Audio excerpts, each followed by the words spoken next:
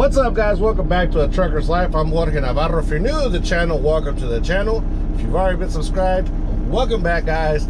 This is our first regular vlog style video because, as you guys have seen the last 3 videos, they've basically been actually, in reality, those videos were filmed before the new year. So at the end of 2020, that's when I did all those videos, and I was still working, guys. I was still working when you guys, when I had supposedly gone on vacation. Just not as much, but I was still doing my thing.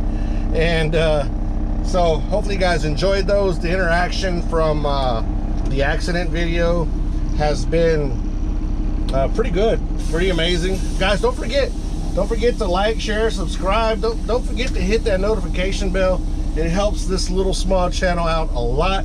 And I know I don't ask it enough, but I'm gonna have to this year because I want to try to get to the next level. And with you guys' help, we can get to the next level.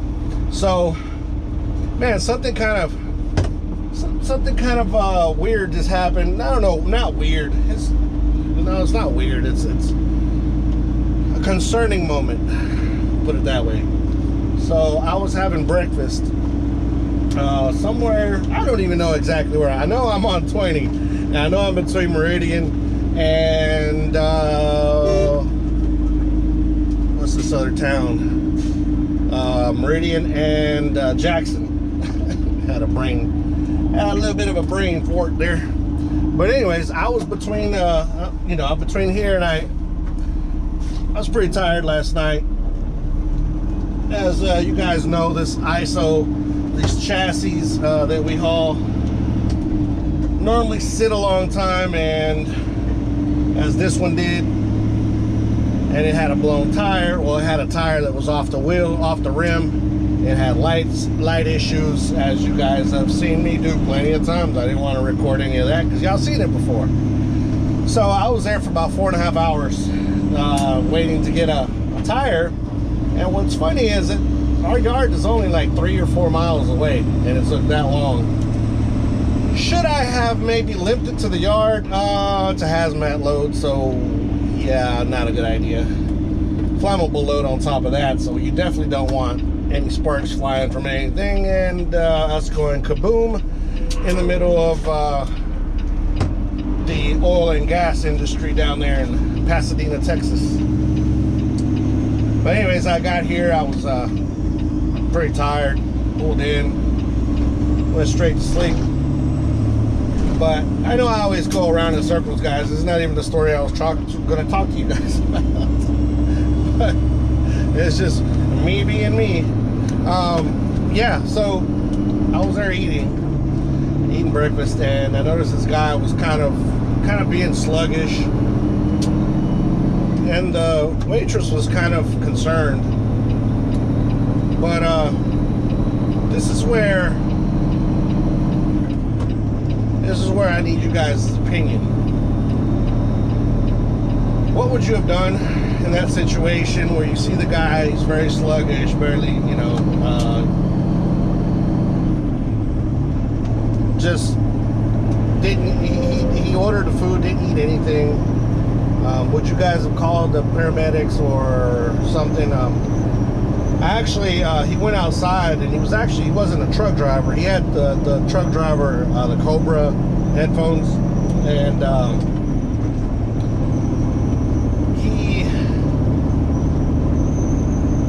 he was just sitting in his car. He wasn't a truck driver. He was just sitting in his car, and it was just concerning the way he was kind of moving around. And so I went over and talked to him, asked him if he needed help. He said that he had bumped his head when he sat down because where he was sitting at, he bumped his head. He hit his head on the wall. I wasn't there when that happened. That's just what he said. So he wasn't upset at the business or anything. He paid for his food. They offered him not to pay, and he paid anyway. He's like, no, it's not your fault. I'm just not feeling it. Like, I don't feel the taste. I'm not feeling like anything's tasting good, and I'm feeling kind of dizzy. And so when I talked to him, he told me the same thing. He hit his head, and he was feeling kind of dizzy. And I'm like, do you need help? Do I need to call somebody? Do I need to call paramedics? Something? He's no, please don't, you know, I'm good, I'll be all right. So I didn't call. Should I have? I mean, should I have called? Or would you step in on something like that? I don't know. What I did do is I sat there for another 30 minutes in my truck and just kind of was watching him, and he finally started kind of moving around a little better, and he got in his car and he drove away. So that was that. But that was just concerning to me that he was being that way. And as I know, he wasn't a truck driver, but as truck drivers, we are some of the most stubborn human beings out here. I think that's why we do what we do, because we are stubborn. And I know myself, when I got really sick, what is it, about a little bit over a year ago, I was so stubborn that I drove home from where was I? Louisiana, state line, where was I at? I know I was next to Mississippi, but I don't remember what highway I was on. 59. Dang, all kinds of brain farts today. Anyways, I was there on 59, and right at the state line in Louisiana, and I started feeling, well, actually, let me back that up. I know I do that a lot, guys. Let me back up a little bit. That night, I stopped to get fuel, and when I got back in the truck, I mean, I was feeling good up until then. I got back in the truck, and I was just, I got like kind of dizzy, and then I got like super cold. And super cold. And I had my heater on full blast. I had everything going full blast, and I couldn't feel it. I couldn't feel it at all. I wasn't feeling like coughing or anything like that. No headaches, nothing like that. Just all of a sudden, when I got in the truck, I started feeling that way. And after that, I drove all the way down to the state line, parked, and right before I parked, all of a sudden I felt super hot, like if I was on fire, and just super sluggish. Like I slowed down, like I could barely move. And I know that was extremely irresponsible of me. And there we go back to the whole thing of truck drivers being very stubborn people. And because I've said it before, guys, I mean, this is probably where I'm gonna go, right? But just the thought of me going so far away from home and so far just away from my loved ones just pushed me to keep on going. That night, I was on the verge of calling the paramedics, because that's how bad I felt. I'd never felt that bad in my life. And I just laid down in the bed in the sleeper, and I just got I just couldn't move. I couldn't even move. That's how bad it was. So I'm like, I'm gonna sleep it off. Got up in the morning, felt a little better, not a whole lot better, felt a little better, and then actually decided to keep on going.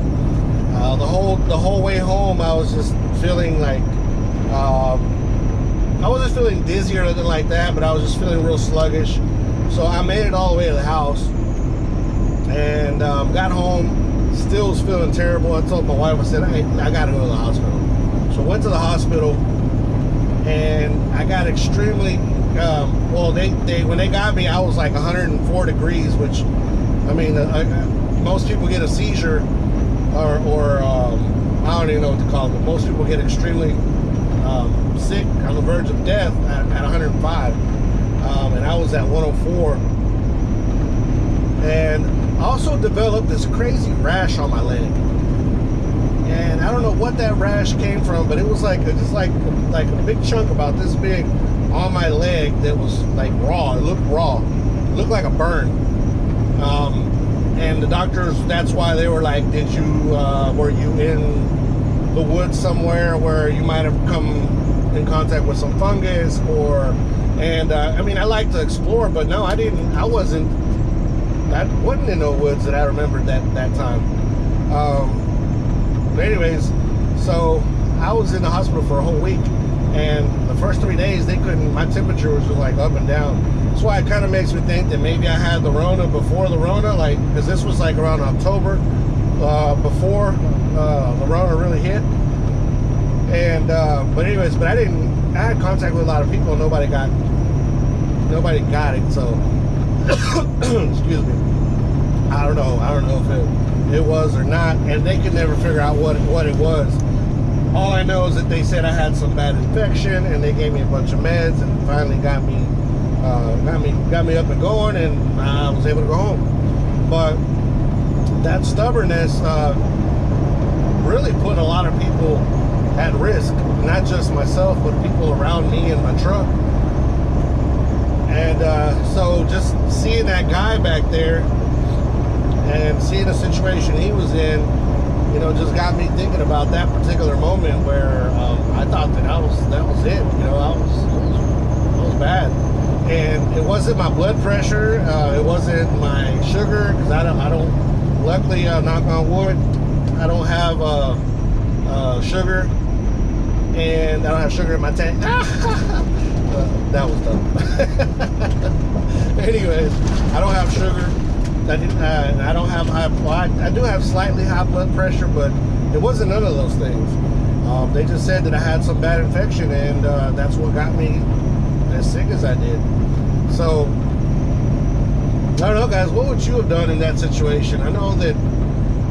I don't know. It's just scary. It's just scary watching the guy like that. And the waitress, you know, she's like, "Can you go check on him?" And I was already going to do it anyways, because I was just seeing how he was.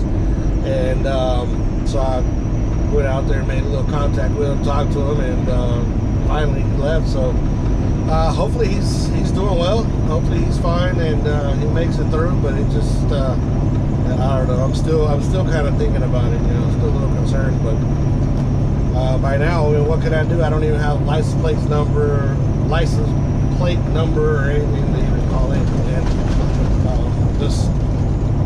I kind of feel bad, you know. Should have jumped in. I don't know. Anyways, guys, what would you have done if you see somebody in that situation? What would you do? I think I messed up. I think I should have done something, but it is what it is now, right? But yeah, guys, so I'm just rolling on through, headed on up to my load that I normally do. And we're going to keep on grinding, keep on moving, keep on pushing these videos out. And we're going to keep doing the driving vlogs and just the whole mixture that we always do. I think that's what kind of turns off some people from the vlog, is that I just mix it up so much, do so many different things. And it's just my style. And I know some of you get upset because of the type of music that I use on some of my videos. I had a comment on, you know, stop it on that hip-hop crap. No. No. Hip-hop was always been part of my life ever since I was a teenager, and since I grew up on that West Coast hip-hop. But now I listen to everything: country, rock, not that much rock, but country, rock, a little bit of rock, alternative, just an array of different sounds and musics. And I didn't even listen to Spanish music much when I was younger, and I do a lot now. So